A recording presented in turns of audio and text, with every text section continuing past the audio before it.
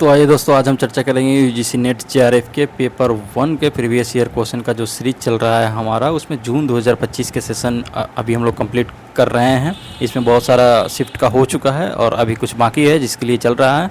इससे पहले हम दिसंबर 2025 सेशन के ऑल शिफ्ट का पेपर 1 का कर चुके हैं। अगर आप नहीं देखे हैं तो चैनल पे प्लेलिस्ट बना हुआ है, उसे जा करके आप ज़रूर देखिएगा। और अभी ये आज हम देखेंगे 28 जून 2025 को जो शिफ्ट 1 में हुआ था हमारा, वो पेपर 1, उसके टोटल 50 क्वेश्चन को देखेंगे हूबहू, जो कि आपके आने वाले अपकमिंग एग्ज़ाम के लिए बहुत ही इम्पोर्टेंट है। आपके जून 2026 सेशन देने जा रहे हैं या दिसंबर 2026 सेशन देने वाले हैं, उसके लिए काफ़ी फ़ायदेमंद होगा ये। इसको आप लास्ट तक ज़रूर देखिएगा, क्योंकि इससे मैक्सिमम क्वेश्चन आपके शिफ्ट में रिपीटेड मिलेंगे। ऐसा नहीं है कि नेट जेआरएफ में क्वेश्चन रिपीट नहीं होता है, बल्कि होता है रिपीट, और जो रिपीटेड नहीं रहते हैं वो सेम इसी पैटर्न पे बेस पे रहता है। इसलिए अगर आप यहाँ देख करके जाइएगा तो उसको भी, जो सेम रिपीटेड नहीं है, थोड़ा सा चेंजिंग है, तो पैटर्न अगर सेम है तो आप उसको ज़रूर इजीली बना सकते हैं। इसलिए वीडियो को लास्ट तक देखिएगा और थोड़ा आप लोग चैनल को लाइक, सब्सक्राइब, शेयर ज़रूर कीजिए दोस्तों, क्योंकि देख ले रहे हैं और थोड़ा सब्सक्राइब में कमी हो रहा है, तो चैनल को इस चीज़ के ग्रो कराने में ध्यान दीजिए आप लोग। आइए देखते हैं हम स्टार्टिंग के, जैसे कि पता है कि 5 क्वेश्चन डीआई का होता है। इस सेशन में हम डीआई के छोड़ करके चर्चा करते हैं, डीआई की अलग से वीडियो आएगी। तो 1 से 5 अगर आप अभी बनाना चाहें इस डीआई को, तो यहाँ देखिए स्टॉप करके वीडियो को बना सकते हैं। ये थोड़ा काफ़ी लंबा डीआई दिख रहा है, घबराने की ज़रूरत नहीं है, एक एक करके इसको समझना है और बनाना है। 1 से लेकर के 5 तक टोटल 5 क्वेश्चन जो है वो डीआई के होते हैं। अब हम आएंगे क्वेश्चन नंबर 6 पे। देखिए क्या है कि भारतीय तर्कशास्त्र में सार्वभौम सहवर्तीता के लिए कौन सा शब्द है, उसकी पहचान करना है दोस्तों। तो ये शब्द जो है ये हमारा व्याप्ति नामक शब्द होता है। भारतीय तर्कशास्त्र में सार्वभौम सहवर्तीता के लिए व्याप्ति नाम का एक शब्द होता है, ठीक। इसको भारतीय तर्कशास्त्र के अनुसार होता है, जिसमें 2 अवधारणाएं होती है।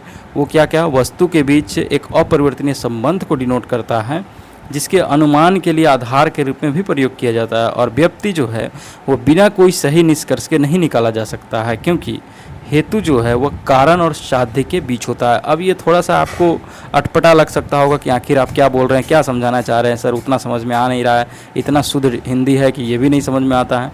तो देखिए दोस्तों, इंडियन लॉजिक जो है हमारा यूनिट 6 है, मतलब यूनिट 6 का लॉजिकल रीजनिंग है, लेकिन उसका सब पार्ट है इंडियन लॉजिक, उसमें पढ़ना। ये थोड़ा सा डिफ़िकल्ट, वेद शास्त्र संस्कृत क्या होता है, इसलिए ये थोड़ा डिफ़िकल्ट लगता है। लेकिन अगर आपको दिक्कत हो रहा है तो आज ही मैं इसका वीडियो अपलोड किया हूँ थ्योरी का, उसमें आप जा करके देखिए, वहाँ आपका बेसिक कंसेप्ट क्लियर होगा। बड़े अच्छे तरीके से मैं एक एक टॉपिक को एक एक एग्जाम्पल दे करके समझाया हूँ। आप उसे एक बार ज़रूर देखिएगा चैनल पर जा करके, क्योंकि बेसिक कंसेप्ट सीरीज़ का भी एक सीरीज़ मैं चला रहा हूं, जिसमें पेपर 1 के ऑल यूनिट का जो है बेसिक कंसेप्ट क्लियर कर रहे हैं, ताकि आपका उससे अंडरस्टैंडिंग डेवलप हो। फिर ये वाला सीरीज़ जो क्वेश्चन का चल रहा है, यहाँ पे आइएगा तो आपको काफ़ी फ़ायदा होगा। अब आगे बढ़ते हैं, क्वेश्चन नंबर 7 की तरफ हम लोग चलेंगे। क्वेश्चन नंबर 7 हमारा कह रहा है कि तर्कशास्त्र में आदर्श सदृश्यता की जो हम बात करते हैं, वे कौन से अभिलक्षण परिभाषित करते हैं। तो देखिए इसमें जो है दोस्तों, तर्क में आदर्श सदृश्यता के अंतर्गत क्या क्या अभिलक्षण होते हैं, वो हमारा साझा अभिलक्षण का होता है, फिर उसके बाद समरूप संरचना का अभिलक्षण होता है, और अस्पष्ट संबंध की बात होता है। लेकिन असमरूप इसमें विषय नहीं होता है, ये गलत हो जाएगा, यानी कि ABD हमारा सही होगा, जो कि ऑप्शन नंबर डी में है, इसलिए डी से राइट आंसर हो जाएगा। देखिए इसमें जो है तर्क में एक आदर्श सादृश्य के लक्षण की बात करें तो इसमें अस्पष्ट समानताएं होनी चाहिए, साझा अभिलक्षण होने चाहिए, समरूप संरचना होनी चाहिए, अस्पष्ट संबंध या मजबूत संबंध होना चाहिए, प्रासंगिक अंतर होनी चाहिए और प्रासंगिक समानताएं होनी चाहिए। अगला क्वेश्चन है हमारा क्वेश्चन नंबर 8। ये कह रहा है कि निम्नलिखित में से कौन सी संचार संप्रेषण बाधाओं पर पार पाने की रीति है। मतलब संचार कम्युनिकेशन बैरियर जो होता है, कम्युनिकेशन बैरियर जो होता है, उसको कैसे हम लोग पार करेंगे, मतलब बैरियर को ख़त्म कैसे करेंगे, यानी उसके कैसे पार पाएंगे, उसके लिए क्या रीति है, क्या नियम है, वो बताना है। तो देखिए इसमें सबसे बेस्ट होता है कि एक दूसरे के साथ जो है वो मतभेदों का सम्मान करना, एक दूसरे के साथ रहते हुए, और जो भी हमारा वैचारिक मतभेद है उसका सम्मान करेंगे, ना कि मनभेद कर लेंगे। अब आएंगे क्वेश्चन नंबर 9 पे। ये काफ़ी इजी क्वेश्चन है, ये एब्रिविएशन है, फुल द फॉर्म ये पूछा जाता है दोस्तों, इसको याद रखिएगा कि पूछ रहा है कि MS DOS का फुल फॉर्म क्या होगा। MS DOS का MS मतलब जानते ही है कि माइक्रोसॉफ्ट होता है, और DOS का क्या हो जाएगा, तो DOS का हो जाएगा disk operating system. Disk operating system हो जाएगा, माइक्रोसॉफ्ट डिस्क ऑपरेटिंग सिस्टम इसका पूरा फुल फॉर्म हो जाएगा, जो कि हमारा ऑप्शन नंबर 1 में दिया हुआ है, तो ए इज़ राइट आंसर हो जाएगा यहाँ पे। आगे बढ़ेंगे अगले क्वेश्चन की तरफ। अगले क्वेश्चन है हमारा क्वेश्चन नंबर 10। ये कह रहा है कि NEP 2020 यानी नई शिक्षा नीति 2020 दस्तावेज के अनुसार राष्ट्रीय अनुसंधान फाउंडेशन किसके द्वारा अभिशासित किया जाएगा। तो ये जो है विभिन्न क्षेत्रों के श्रेष्ठ शोधकर्ताओं यानी टॉप रिसर्चर जो है और नवोन्मेषों यानी इन्वेंशन करने वाले, उन दोनों के बीच अभिशासक मंडल के चक्रानुक्रम द्वारा ये किया जाएगा। तो इसका राइट आंसर हमारा ऑप्शन नंबर सी हो जाएगा, क्योंकि नई एजुकेशन पॉलिसी 2020 के अंतर्गत जो है दोस्तों, ये रिसर्चर को और नए नए इन्वेंशन को काफ़ी महत्व इंपॉर्टेंस दिया गया है। आगे देखेंगे हम लोग क्वेश्चन नंबर 11 की तरफ। ये मैथ का है हमारा, एक एक को बनाएंगे फिर इसको सोल्व करेंगे। यहाँ देख सकते हैं इस तरह के क्वेश्चन में काफ़ी टाइम टेकन होता है, तो एग्ज़ाम में इसको फर्स्ट टाइम में अटेम्प्ट नहीं कीजिएगा, इसको लास्ट में देखिएगा। अगला हम आएंगे क्वेश्चन नंबर 12 की तरफ। वो कह रहा है कि किस प्रकार के शोध में शोधकर्ता शोधांतर्गत विषय लोगों के समूह का भाग बनकर उनका प्रेक्षण करता है, ये बताना है दोस्तों।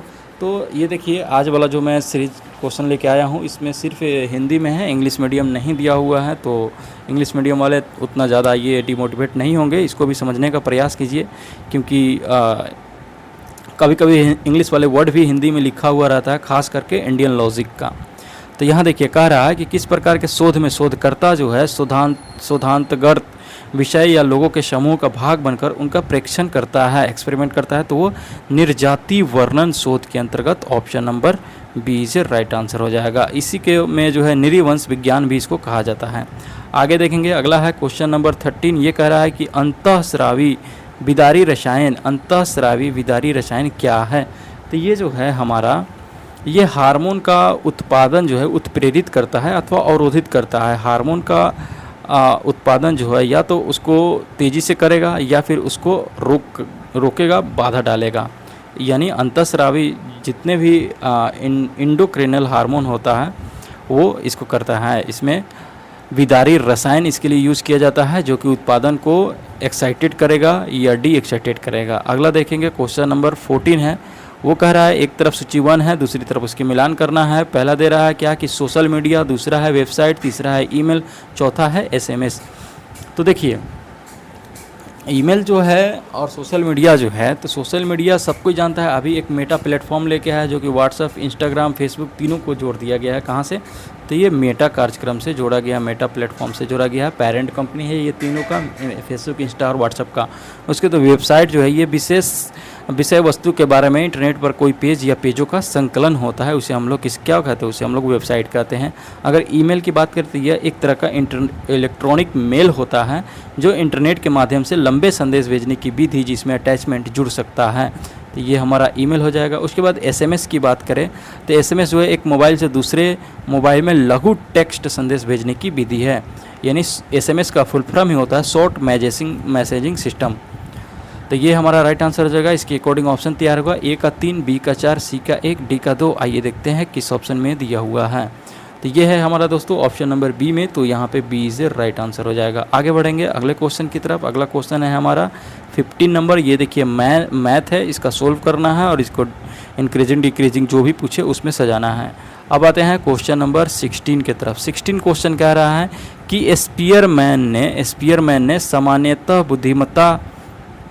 बुद्धिमत्ता को कारक डैश को अभिलक्षित किया था, एक संकल्पना जो अरस्तु से उद्भव माना जाता है।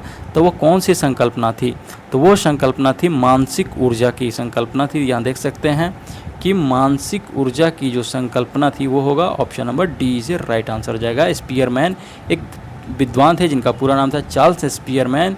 वो कारक विश्लेषण का प्रतीक मानते हैं और वे मस्तिष्क विश्लेषण में गणितीय विधियों का सफलतापूर्वक प्रयोग करते हैं और ऐसा करने वाले पहले मनोवैज्ञानिक बन जाते हैं। स्पीयरमैन ने मानव बुद्धि की खोज में काफ़ी इम्पोर्टेंस रखा है अपना। और वो कहते हैं कि सामान्यतः जो है बुद्धिमत्ता का कारण मानसिक ऊर्जा को अभिलक्षित किया था, और एक संकल्पना जो अरस्तु ने उद्धत मानी जाती है ये। अब आगे बढ़ेंगे, क्वेश्चन नंबर 17 वो कह रहा है कि निम्नलिखित में से कौन सी मुक्त अपरचालिक परीक्षण की विशेषताएं हैं। तो ये कौन सी जो है वितरण, इसमें कौन से वितरण मुक्त अपरचालिक परीक्षण की विशेषताएं हैं उसकी पहचान करना है। पहला दे रहा है कि वे किसी प्रकार की मापनी पर प्राप्त मूल डाटा पर अनुप्रयुक्त किए जा सकते हैं, तो ये गलत हो जाएगा। दूसरा है कि उन्हें प्रसरण की समरूपता आवश्यक होती है, तो ये भी गलत हो जाएगा। तीसरा है उन्हें किसी विशेष प्रकार के वितरण की आवश्यकता नहीं होती है, तो ये बात सही है। डी में कह रहा है कि यदि प्रतिदर्श यादृच्छिक रूप से चयनित किया जाता है तो वे प्रयुक्त नहीं किए जा सकते, ये गलत बात है। और चौथा है वे पारचलिक परीक्षणों की तुलना में त्वरित और आसान होते हैं, ये यहाँ पे E is a right answer हो जाएगा। तो हमारा सी और ई सही होगा, जो कि ऑप्शन नंबर सी में है, तो सी इज ए राइट आंसर हो जाएगा। आगे बढ़ेंगे, अगला क्वेश्चन है क्वेश्चन नंबर 18। ये कह रहा है, यहाँ पे मिट गया है, इसको लिख लीजिए, इसकी जगह पर होगा ज्ञान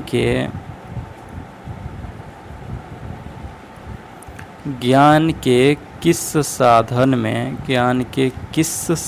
में, ठीक है ना, ज्ञान के किस साधन या उपाय में विश्वसनीय व्यक्तियों की कोई, यहाँ पे जो होगा वो कोई होगा, कोई उक्तियों से ज्ञान प्राप्ति सम्मिलित है। मतलब यहाँ पे जो है, एक मिनट, यहाँ पे भाषाई उक्तियाँ होगा। देखिए एक बार और पढ़ रहा हूँ कि ज्ञान के किस साधन उपाय में विश्वसनीय व्यक्तियों को, यहाँ पे जो होगा भाषाई होगा, भाषाई, ये वाला होगा भाषाई होगा।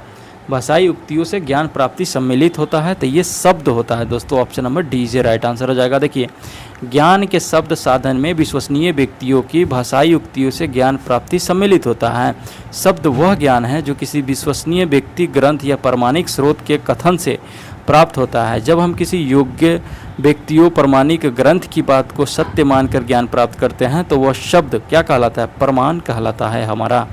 अगला देखेंगे, अगला है एसडीजी लक्ष्य से रिलेटेड, और क्या क्या है देखिए, एमडीजी मिलेनियम डेवलपमेंट गोल, और दूसरा ये 2015 तक आया था, उसके बाद 2015 के से 2030 के बीच में चल रहा है एसडीजी यानी सस्टेनेबल डेवलपमेंट गोल। इन दोनों को काफ़ी अच्छे से पढ़ लीजिएगा, पूछा जाता है, ये पेपर 1 का फेवरेट क्वेश्चन है। तो ये क्रम है, पूछ रहा है कि एसडीजी गोल नंबर 7 क्या है, गोल नंबर 6 क्या है, गोल नंबर 3 क्या है, गोल नंबर 5 क्या है। तो देखिए गोल नंबर, हम सबसे पहले 3 की बात करेंगे, तो देखिए ये बेहतर स्वास्थ्य और देखभाल की बात करता है। उसके बाद 5 की बात करेंगे, एसडीजी 5 ये लैंगिक समानता की बात करेंगे, और लैंगिक समानता जब हो जाएगी तो गोल नंबर 6 पे पहुंचेंगे तो स्वच्छ जल और स्वच्छता की बात करेंगे, और जब स्वच्छ जल और स्वच्छता हो जाएगी तो फिर वहनीय और किफ़ायती ऊर्जा का प्रबंध हम लोग करेंगे।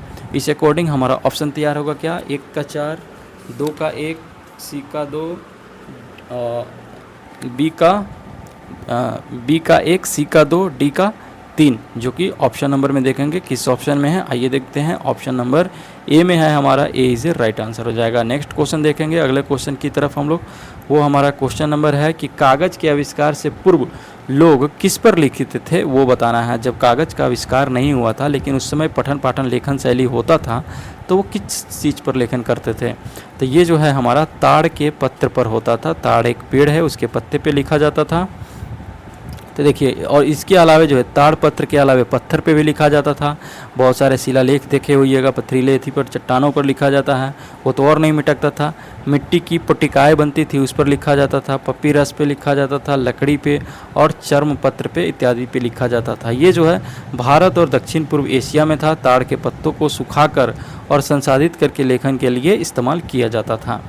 अब आगे बढ़ेंगे, अगला क्वेश्चन है हमारा 21 नंबर। ये देखिए कह रहा है कि मुख, इसके बारे में मैं कम्युनिकेशन चैप्टर में बहुत अच्छे से पढ़ाया हूँ। कम्युनिकेशन का वीडियो चैनल पे पड़ा हुआ है दोस्तों, आप एक बार उसे जाकर के ज़रूर देखिएगा, काफ़ी आपको फ़ायदा साबित होगा। मुख के बारे में कौन से सत्य कथन है उसकी पहचान करना है। देखिए पहला कथन कह रहा है कि ब्लैकबोर्ड 1999 में गठित हुआ था और 2004 में सार्वजनिक कंपनी में परिवर्तित हुआ, तो ये गलत बात है। दूसरा कह रहा है कि कनेक्टिविज्म एंड कनेक्टेड नॉलेज मुख कहा जाने वाला प्रथम पाठ्यक्रम था, तो ये बात बिल्कुल सही है। तीसरा है स्टीफन डाउन्स ने 2012 में एक्स मुख दिया था, तो ये भी सही है। चौथा है कि दिसंबर 2012 में यूके ओपन विश्वविद्यालय द्वारा फ्यूचर लर्न का गठन किया गया था, तो ये भी बात सही है। पांचवा कह रहा है कि 2013 में ओपन यूनिवर्सिटी यूएसए द्वारा ओपन टू स्टडी का गठन किया गया था, तो ये गलत बात है। यहाँ पे हमारा राइट आंसर हो जाएगा ऑप्शन नंबर सी, जिसमें कि BCT दिया हुआ है, तो सी इज राइट आंसर हो जाएगा। आगे बढ़ेंगे हम लोग क्वेश्चन नंबर 22 के तरफ। 22 नंबर क्वेश्चन कह रहा है कि डेटा विश्लेषण करना है। देखिए, डेटा विश्लेषण के प्राचलिक परीक्षण प्रयुक्त करने की क्या शर्तें हैं, उसकी पहचान करना है। पहला ऑप्शन दे रहा है n इज़ ग्रेटर देन 30। दूसरा कह रहा है कि डाटा सामान्य वितरण का अनुसरण करता है, तो ये बात बिल्कुल सही है।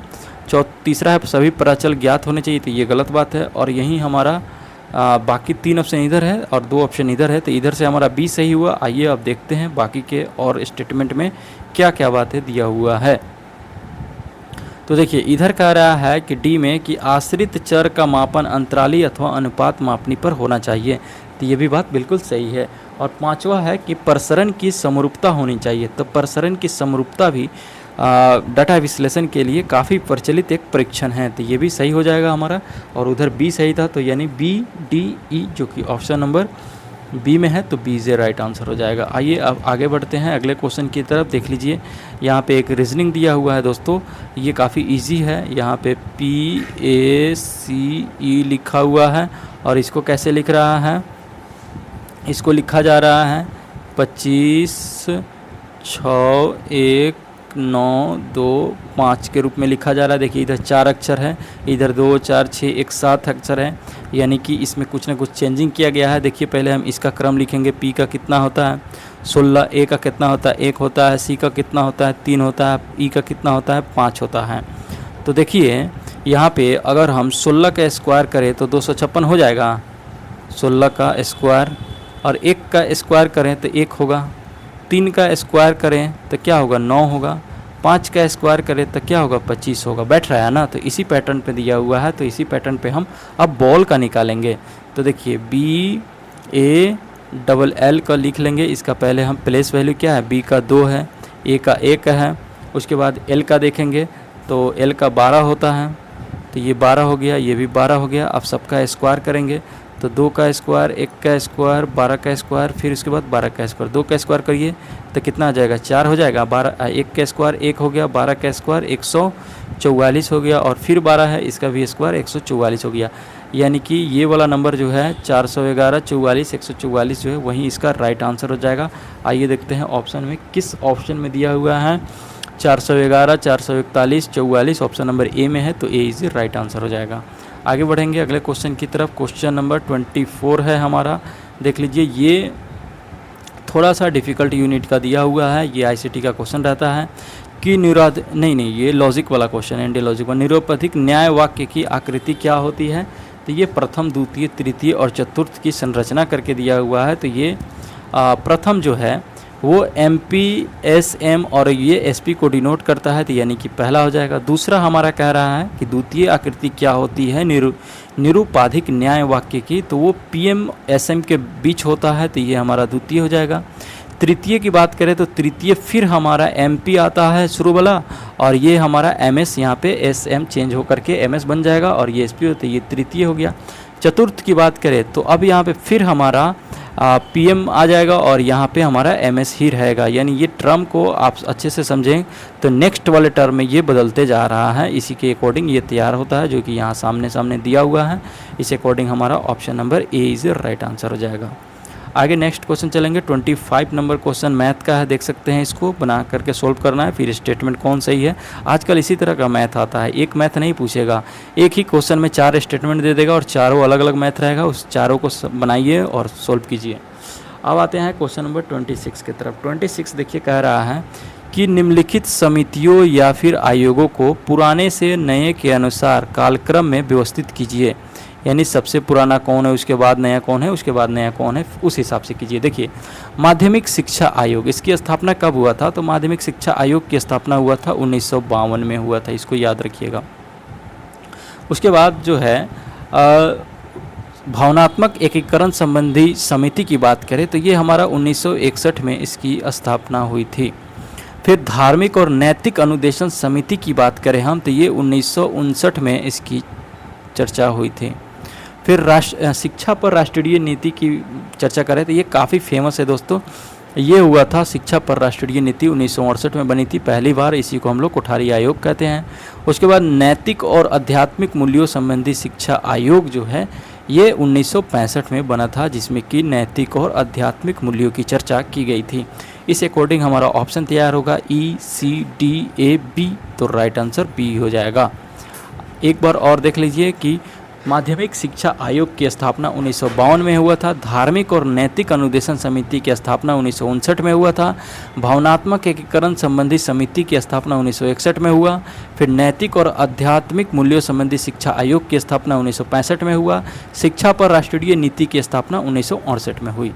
अब आते हैं नेक्स्ट क्वेश्चन पे। वो हमारा कह रहा है कि कौन सा विश्वविद्यालय जो है वो वर्तमान उड़ीसा में स्थित था और बौद्ध शिक्षा का प्रमुख केंद्र भी था दोस्तों।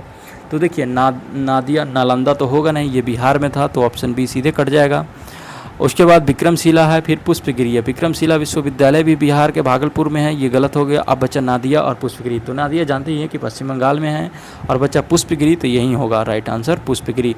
पुष्पगिरी जो है ये वर्तमान उड़ीसा में पड़ता है और ये उड़ीसा के जाजपुर जिले के लांगुड़ी पहाड़ी पर स्थित है। एक प्राचीन बौद्ध महाविहारीय मठ था जिसमें कि चीनी यात्री हेंस नाग के कई लेखन मिलते हैं और अन्य भी प्राचीन ग्रंथ यहाँ से प्राप्त हुआ है।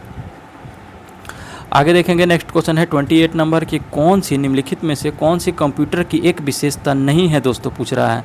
कंप्यूटर की विशेषता नहीं पूछ रहा है, कौन सी विशेषता नहीं है वो पूछ रहा है। ये बात ध्यान देना है, एग्जाम में नहीं रहता है वो हम लोग भूल जाते हैं, लेकिन ऐसा नहीं करना है।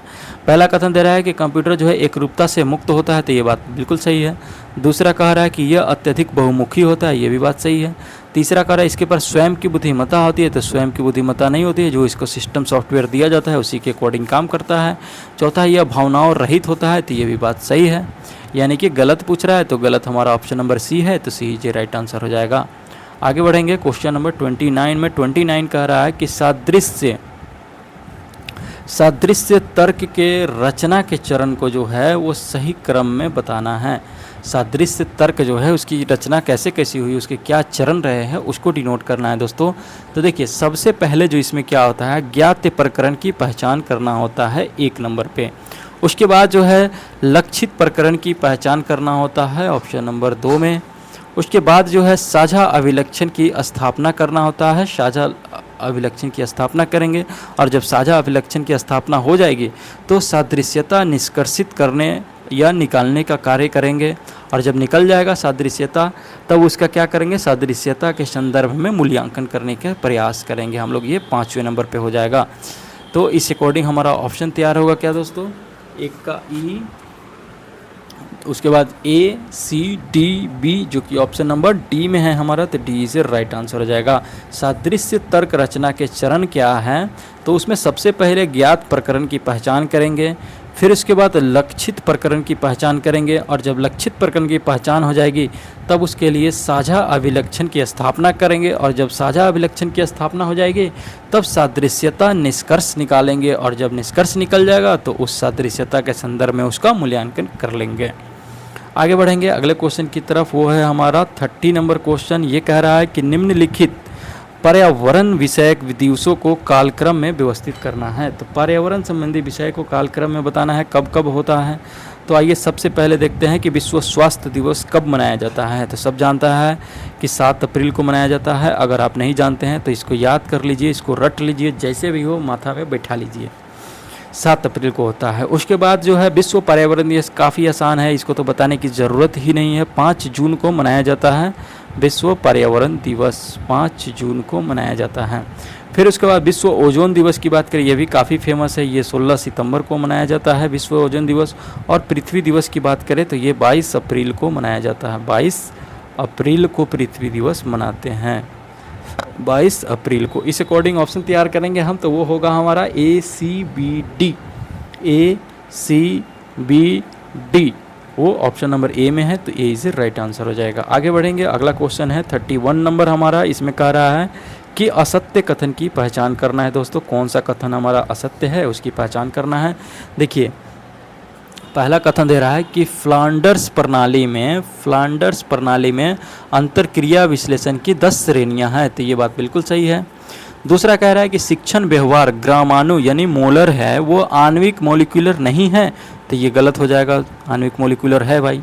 तीसरा कह रहा है कि शिक्षण व्यवहार में प्रभाव बालक और शिक्षक दोनों पर लक्षित होते हैं, तो ये भी बात सही है हमारा। उसके बाद डी में कह रहा है कि शिक्षण व्यवहार मानव व्यवहार के किसी भी रूप की तरह नहीं है, तो गलत बात है।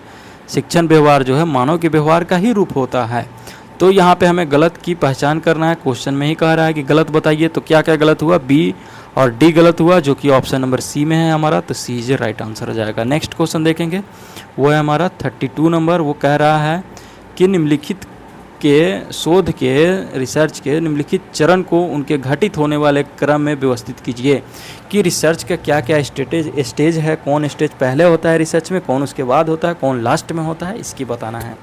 देखिए, किसी भी रिसर्च को करने के लिए सबसे पहले हम लोग को क्या करना पड़ता है, जो शोध समस्या है उसको पहले प्रकाशित करना पड़ता है, परिभाषित करना पड़ता है, ताकि पता चले कि आखिर हमारी समस्या क्या है। और जब वो समस्या पता चल जाएगी, उसकी परिभाषित हो जाएगी, तब हम एक हाइपोथेसिस का निर्माण करेंगे कि इस समस्या को ऐसे सॉल्यूशन किया जाएगा, इसका समाधान ये होगा, तो उसको हाइपोथेसिस बनाने को क्या बोलते हैं हम लोग, परिकल्पना निर्माण बोलते हैं। ये दूसरे नंबर पर होता है। फिर जब हाइपोथेसिस परिकल्पना बन जाएगा, तो क्या क्या उसमें वेरिएबल है, इंडिपेंडेंट डिपेंडेंट वेरिएबल है, कौन कौन उसकी माप करेंगे, यानी आश्रित चर का माप करेंगे। और जब आश्रित चर का माप हो जाएगा, तो फिर परिणाम की व्याख्या करेंगे हम लोग, और जब परिणाम की व्याख्या हो जाएगी, उससे हम लोग को लास्टली कंक्लूजन मिल जाएगा दोस्तों।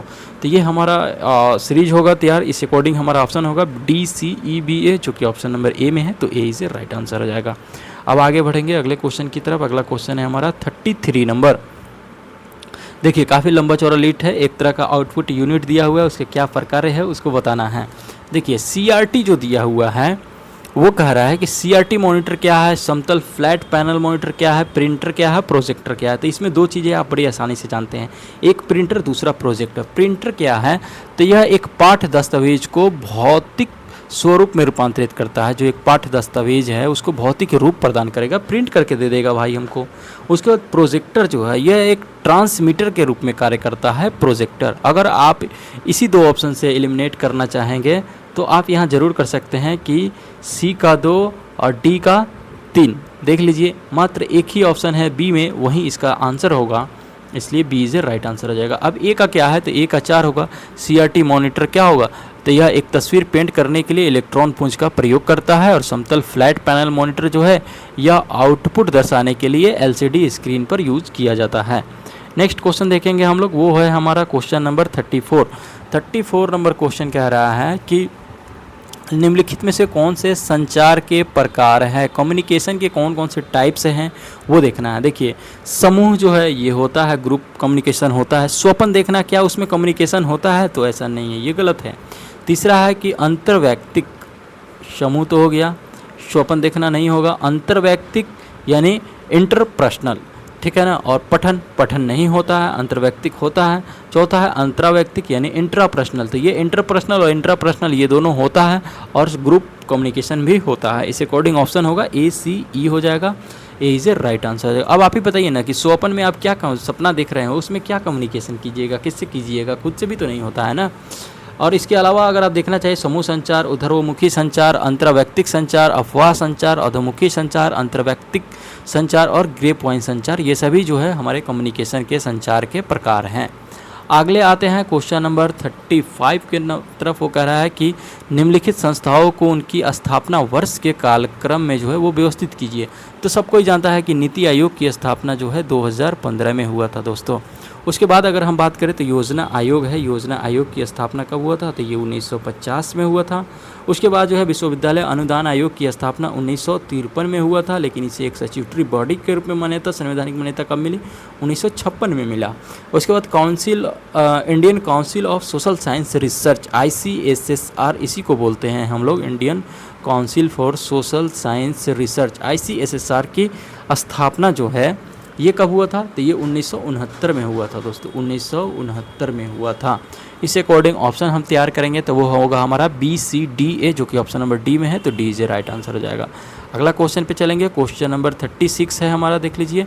वो कह रहा है कि रासायनिक अभिकर्मकों के कारण विरूपण दोष क्या है, यानी केमिकल एजेंट के कारण जो है विरूपण दोष क्या होता है वो बताना है। तो देखिए इसमें जो है रसायनों के प्रति भ्रूण उद्भाषण के कारण जन्म होता है, विकार या दोष होता है। तो ये हमारा right answer option number D हो जाएगा, यानी कि रासायनिक अभिकर्मक के कारण विरूपण दोष जो है वो क्यों होता है, क्योंकि रसायनों के प्रति भ्रूण उद्भाषण के कारण एक विकार या दोष जन्म ले लेता है। अगला क्वेश्चन है कि 37 नंबर हम लोग देखेंगे कि देख सकते हैं यहाँ पर 37 नंबर कह रहा है कि निम्नलिखित में से सत्य कथन का चयन करना है। पहला कथन दे रहा है कि नदियाँ जो है वो प्रवाहमयी जलीय पारिस्थितिकी तंत्र है, तो ये बात बिल्कुल सही है। दूसरा कह रहा है कि तालाब स्थिर जलीय पारिस्थितिकी तंत्र है, तो तालाब में स्थिर जल होता है लेकिन वो भी एक पारिस्थितिकी तंत्र है, ये भी बात सही है। तीसरा कह रहा है कि धाराएं स्थिर जलीय पारिस्थितिकी तंत्र है, तो ये गलत बात है। चौथा कह रहा है कि डेल्टा जो है वो क्षारीय खारा जलीय पारिस्थितिकी तंत्र है, तो ये भी बात बिल्कुल सही है। इस अकॉर्डिंग हमारा ऑप्शन होगा ए, बी, डी, जो कि ऑप्शन नंबर सी में है, तो सी इज ए राइट आंसर हो जाएगा। अब आगे बढ़ेंगे क्वेश्चन नंबर 38 की तरफ। आइए देखते हैं क्या है। तो देख लीजिए दोस्तों, क्वेश्चन नंबर 38 जो है मैथ का है, ये एलिनेशन है, मिक्सचर का क्वेश्चन है, इसको बना लीजिएगा। आगे बढ़ेंगे हम लोग क्वेश्चन नंबर 39 की तरफ। 39 नंबर क्वेश्चन कह रहा है कि एक तरफ शिक्षा आयोग दिया गया है, उसके अध्यक्ष दिए गए हैं और उसकी मिलान करना है। देखिए इसमें जो भी शिक्षा आयोग दिया गया है ये सब काफ़ी फेमस है, ये आपको याद रहना चाहिए, कई बार पूछा गया है, इसी शिफ्ट में नहीं, इससे पहले भी कई बार नेट जेआरएफ के एग्ज़ाम में ये क्वेश्चन पूछ लिया गया है। तो विश्वविद्यालय शिक्षा आयोग जो है इसके अध्यक्ष रहे हैं, प्रथम विश्वविद्यालय शिक्षा आयोग जो बना था वो पहली बार ये इसके अध्यक्ष बने डॉक्टर एस राधाकृष्णन, जो हमारे भारत के प्रथम उपराष्ट्रपति थे और द्वितीय राष्ट्रपति थे और काफ़ी बड़े ये स्कॉलर थे। उसके बाद माध्यमिक शिक्षा आयोग की बात करें तो माध्यमिक शिक्षा आयोग के अध्यक्ष डॉक्टर एल मुदलियार थे, ऑप्शन नंबर 4 हो जाएगा। भारतीय विश्वविद्यालय आयोग की बात करें तो ये थॉमस रैले की अध्यक्षता में किया गया था गठन, और राष्ट्रीय ज्ञान आयोग की स्थापना जो है सैम पित्रोदा के अध्यक्षता में किया गया था, option number A is a right answer हो जाएगा। इस अकॉर्डिंग ऑप्शन चेक करेंगे, ए का 3, बी का 4, सी का 2, डी का 1, जो कि बी में है, तो B is a right answer हो जाएगा। आगे बढ़ेंगे अगले क्वेश्चन की तरफ। देख लीजिए कि विश्वविद्यालय, अभी इसको पढ़ देते हैं कि विश्वविद्यालय शिक्षा आयोग की स्थापना कब हुआ, तो वो हुआ, इसकी अध्यक्षता किए डॉक्टर एस राधाकृष्णन, माध्यमिक शिक्षा आयोग को डॉक्टर एल मुदलियार और विश्वविद्यालय आयोग का थॉमस रैलो, राष्ट्रीय ज्ञान आयोग का सैम पित्रोदा। देखिए एक तरफ दिया हुआ है कि एक सूची है और उसकी तरफ क्या शोध के प्रकार है उसको देखना है। तो वर्णनात्मक शोध जो होता है, निरीजाति वर्णन शोध, ऐतिहासिक संशोधन क्या होता है इसके बारे में देखना है। तो यहाँ पे एक ऑप्शन दोस्तों कट जा रहा है, इसलिए हम डायरेक्ट चलेंगे इसके एक्सप्लेनेशन की तरफ। देखिए ऐतिहासिक शोध जो है, हिस्टोरिकल रिसर्च क्या होता है, जब हम 1900 से लेकर 1947 के बीच भारतीय लोगों के जीवन की शैली का अध्ययन करेंगे, यानी कोई टाइम पीरियड जो होगा वो उसके बीच का अध्ययन करेंगे, फिक्स टाइम पीरियड का, तो वो हमारा ऐतिहासिक शोध कहलाएगा।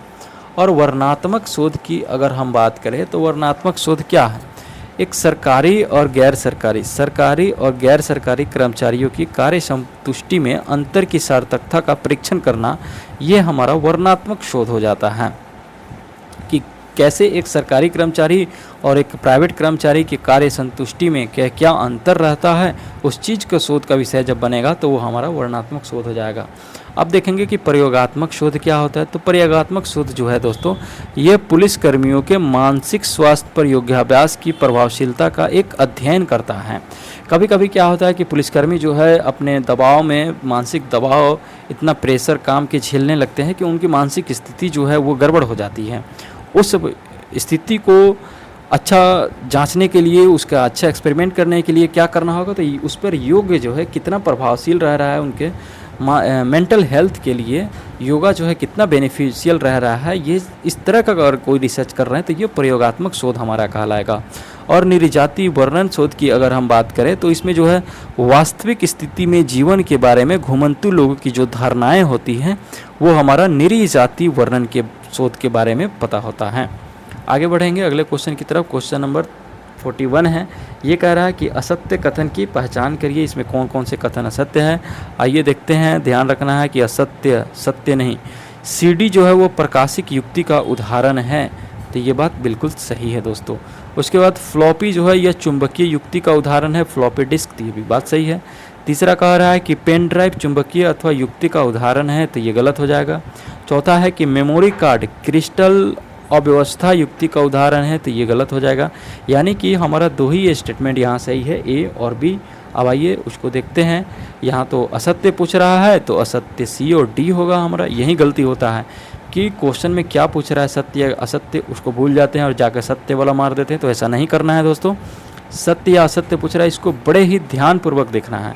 तो असत्य सी और डी होगा, उसको ऑप्शन में खोजेंगे हम लोग। तो देखिए सी और डी जो है असत्य होने के लिए ऑप्शन नंबर बी यहाँ पे है, B is a right answer हो जाएगा। नेक्स्ट क्वेश्चन है हमारा 42 नंबर। ये कह रहा है कि शैनन और बीवर ये कम्युनिकेशन के सेक्टर में दो बड़े ही नामे गिनामी वैज्ञानिक है। शैनन इंजीनियर थे तो बीवर मैथमेटिशियन थे। इसको मैं बड़े अच्छे से कम्युनिकेशन का बेसिक कंसेप्ट का जो सीरीज है वीडियो लेक्चर उसमें बताया हूँ, आप एक बार उसे ज़रूर देखिएगा।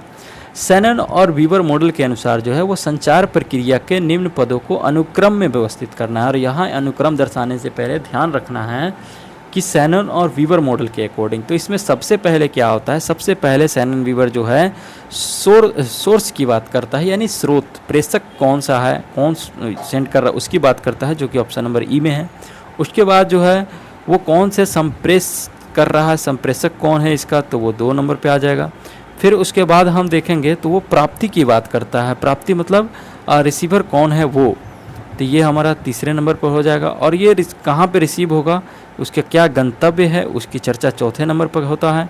फिर अब देखेंगे तो वो प्रतिपुष्टि की बात आ जाती है, यानी क्या उसका फीडबैक रहता है, तो ये फीडबैक को प्रतिपुष्टि कहते हैं।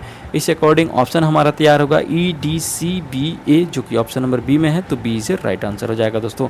देखिए शैनन और बीवर मॉडल के अनुसार एक क्रम होता है, वो क्रम क्या है, तो वो क्रम है कि पहले प्रेषक सोर्स होता है जो संदेश भेजता है, उसके बाद एक इनकोडर होता है जो संदेश को एक रूप से दूसरे रूप में बदलता है, और वो चैनल तक जाता है, चैनल जिसके माध्यम से संदेश क्या होता है, संप्रेषित किया जाता है।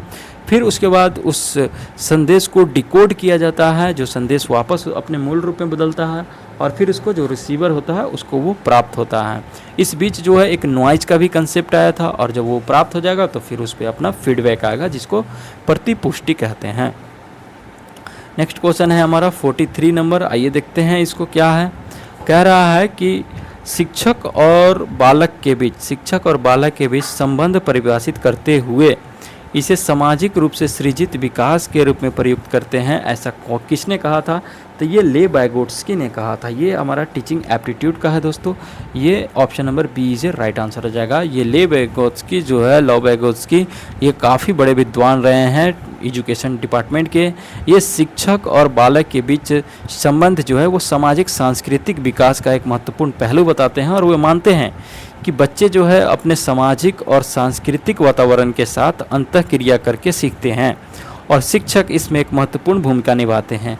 शिक्षक जो है वो बच्चों के लिए एक अधिक जानकार व्यक्ति के रूप में कार्य करते हैं, जो उन्हें उनके समीपस्थ विकास के क्षेत्र में क्या करते हैं, मार्गदर्शन करते हैं। ये बात सही है एकदम, कि जो शिक्षक और बालक के बीच का जो संबंध होता है, तो उसके लिए एक आइडियल सुपर हीरो जो है किसी भी बच्चे के लिए उसका शिक्षक होता है। एकदम सही बात है, तो इसी की बात वाइगोत्स्की महोदय करते हैं।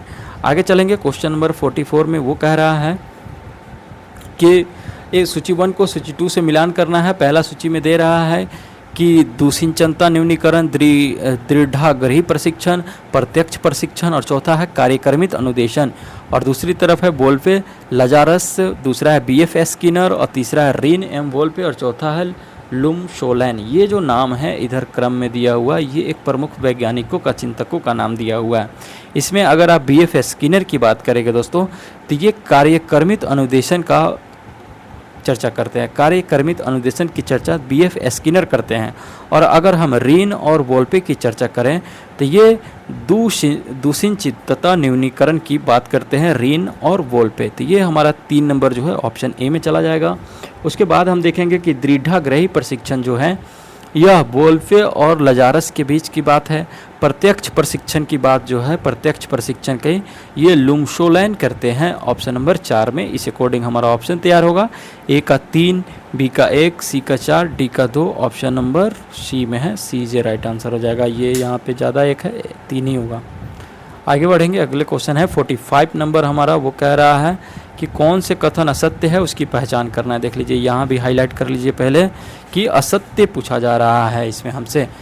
और पहला कथन दे रहा है कि बृहस्पति जो है ये मुक्त स्रोत ई अधिगम प्लेटफॉर्म है, तो ये बात बिल्कुल सही है। दूसरा कथन है कि लेखिका 2007 CDAC द्वारा विकसित एक प्रकार का प्रोग्राम है, तो बात बिल्कुल सही है। तीसरा कह रहा है कि ज्ञान दक्षिणा FM रेडियो चैनलों का समूह है, तो ये बात गलत है। चौथा कह रहा है कि साक्षात पोर्टल 2014 में आया था, तो ये 2014 में नहीं बल्कि 2006 में साक्षात पोर्टल लॉन्च किया गया था, तो ये गलत हो जाएगा। पांचवा कह रहा है कि श्रुति दृष्टि श्रवण बाधित महिलाओं के सशक्तिकरण से संबंधित है, तो ये गलत बात है। ये श्रुति दृष्टि कार्यक्रम का उद्देश्य जो है दृष्टि बाधित महिलाओं को सशक्त बनाने के लिए सहायक प्रौद्योगिकी का उपयोग करने की बात है, ठीक है ना। तो ये श्रवण बाधित नहीं बल्कि दृष्टि बाधित, श्रवण बाधित मतलब जिनको सुनने में हियरिंग का प्रॉब्लम होता है, लेकिन ये श्रुति दृष्टि की दृष्टि मतलब क्या होता है, देखना, तो ये आँख से जिनको देखने में समस्या है उनके लिए ये था। तो इस अकॉर्डिंग हमारा गलत क्या हो जाएगा, CDE हो जाएगा, जो कि ऑप्शन नंबर B में है, तो B is a right answer हो जाएगा। आगे बढ़ेंगे अगले क्वेश्चन की तरफ। तो अगला क्वेश्चन है हमारा, देख सकते हैं यहाँ पे रीडिंग कम्प्रीहेंशन का है। इस गद्यांश को पढ़ना है और इससे संबंधित 5 सवालों का जवाब देना है। काफ़ी इजी होता है, आई होप कि आप लोग इसे कर लेंगे। तो दोस्तों आज हमारा इस तरह से जून 2025 के पेपर 1 का, जो कि एग्ज़ाम 8 जून 2026 को शिफ्ट 1 में हुआ था, वो कंप्लीट हुआ। कैसा लगा आप कमेंट करके ज़रूर बताइएगा, और चैनल को लाइक सब्सक्राइब शेयर करना दोस्तों ना भूलिएगा। आप सभी को चैनल के ग्रो कराने से मेरा मोटिवेशन बढ़ेगा और वीडियो लगातार आपको मिलते रहेंगे, इसलिए चैनल को आप जिस भी नेट JRF के ग्रुप में जुड़े हैं वहाँ पर एक बार शेयर ज़रूर कीजिएगा। धन्यवाद।